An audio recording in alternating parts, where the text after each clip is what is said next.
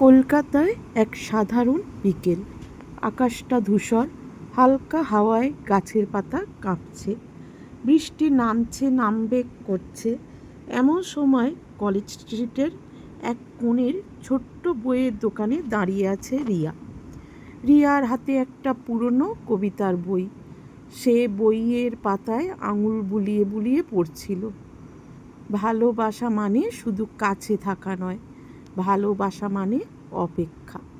ঠিক তখনই দোকানের অন্য প্রান্ত থেকে একটা কণ্ঠ ভেসে এলো, এই বইটা কি নেবেন আপনি? রিয়া একটু চমকে তাকালো। সামনে দাঁড়িয়ে আছে এক ছেলে, অর্ণব। চোখে চশমা, মুখে হালকা হাসি। রিয়া একটু লজ্জা পেয়ে বলল, হ্যাঁ, মানে ভাবছি। অর্ণব হেসে বলল, আমি অনেক দিন ধরে খুঁজছিলাম এই বইটা, তবে আপনি নিলে আমি আরেক দিন নেব। এই ছোট্ট কথোপকথনের যেন একটা অদ্ভুত অনুভূতি তৈরি হলো। রিয়া বইটা হাতে নিয়ে বলল, আমরা চাইলে একসাথে পড়তে পারি, মানে আপনি যদি চান।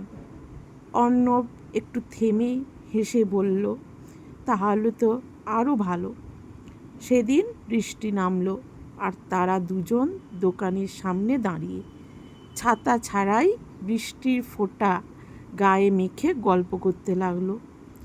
প্রথম দিনটা ছিল শুধু পরিচয়, দ্বিতীয় দিনটা ছিল একটু বেশি কথা, তারপর ধীরে ধীরে প্রতিদিনই দেখা হতে লাগলো।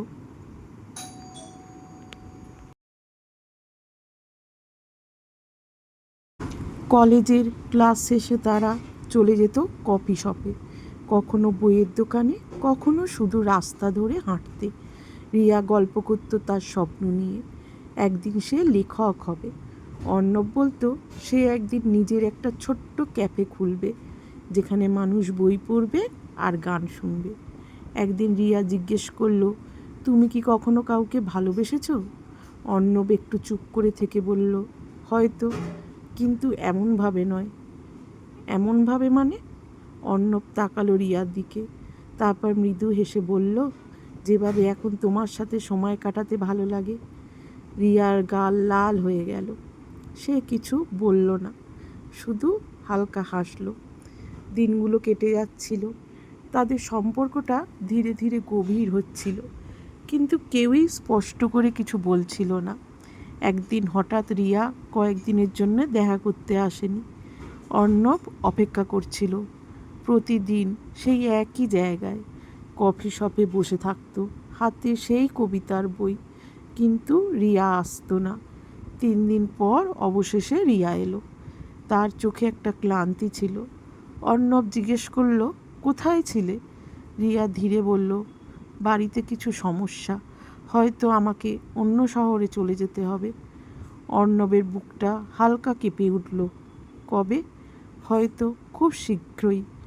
একটা দীর্ঘ নীরবতা নেমে এলো। সেদিন তারা খুব কম কথা বলল, শুধু হাঁটল পাশাপাশি। কখনো হাত ছুঁয়ে গেল, কিন্তু কেউ ধরল না। শেষে যখন বিদায় নেবার সময় এলো, রিয়া বলল, সব কিছু হয়তো গল্পের মতো সুন্দর থাকে না, তাই না? অর্ণব একটু হেসে বলল, সব গল্পের শেষ একরকম হয় না, কিন্তু কিছু গল্প মনে থেকে যায়। রিয়া তাকালো তার দিকে, চোখে জল চিকচিক করছে। তুমি কি আমাকে ভুলে যাবে? অর্ণব মাথা নাড়ল, না, কিছু মানুষকে ভোলা যায় না। পরের দিন রিয়া সত্যিই চলে গেল। অর্ণব প্রতিদিন সেই কফি শপে যেত, সেই বইটা নিয়ে বসে থাকতো। কখনো কখনো সে সেই লাইনটা আবার পড়ত, ভালোবাসা মানে অপেক্ষা। মাস কেটে গেল। একদিন হঠাৎ করে বৃষ্টি নামলো, একদম সেই প্রথম দিনের মতো। অর্ণব কফি শপের বাইরে দাঁড়িয়েছিল। ঠিক তখনই পেছন থেকে একটা কণ্ঠ, এই বইটা কি এখনো তোমার কাছে আছে? অর্ণব ধীরে ধীরে ঘুরে দাঁড়ালো। রিয়া, একই হাসি, একই চোখ। অর্ণব অবাক হয়ে বলল, তুমি ফিরে এসেছো? রিয়া হেসে বলল, সব গল্প শেষ হয়ে যায় না, কিছু গল্প আবার শুরু হয়। বৃষ্টির ফোঁটা আবার তাদের ভিজিয়ে দিল।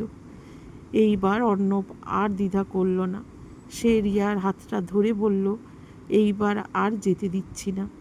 রিয়া মৃদু হেসে বলল, এবার আমি নিজেই থাকব। শেষ কথা হলো, সব ভালোবাসা জোরে বলা হয় না, কিছু ভালোবাসা নীরবে জন্মায়, অপেক্ষা করে আর ঠিক সময়ই ফিরে আসে।